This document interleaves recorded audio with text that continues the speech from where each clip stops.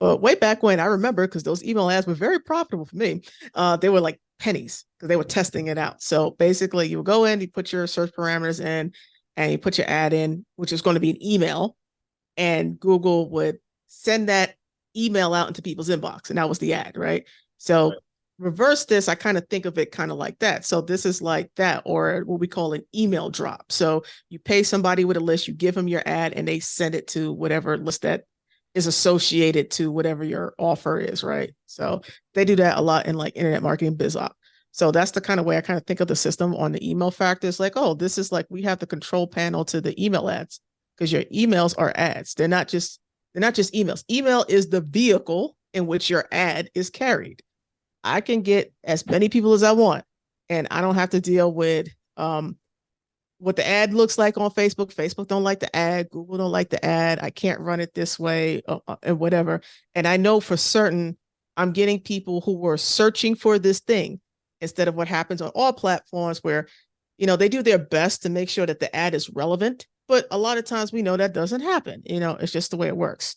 That I can get in front of these people because what happens, because I run advertising too on these different platforms, it gets to the point, and a lot of folks John would know who run a lot of ads. They'll tell you Facebook won't take no more of their money.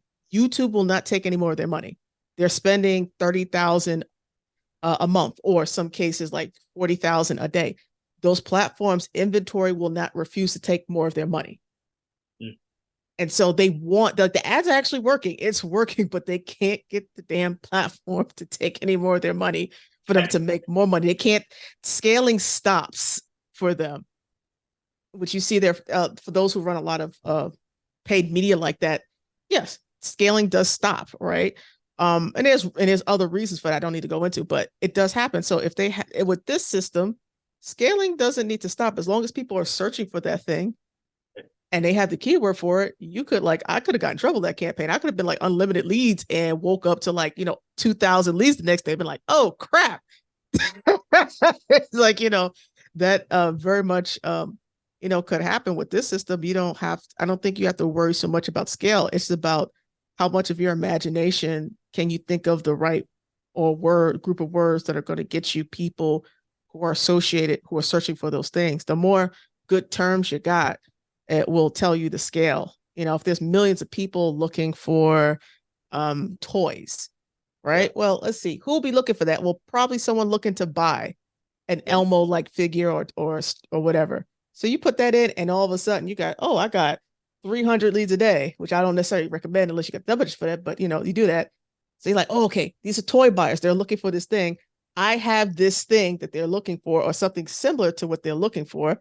Now I have the ability to send my ads out to them, and I don't have to worry about getting stopped by Google or Facebook. All you got to really worry about is like how your sending reputation is and with that, so, but since it's relevant, most likely those people are not going to say screw you and spam. Things I'm done, my open rate's been pretty good. Like I haven't had an open rate really below 30%. Everything has been like 40s-ish, 50s-ish. I've had a campaign that did like 64% open rate. So it's something, because even when you're running, let's say, traditional cold email, that's done in bulk, which is what I also do.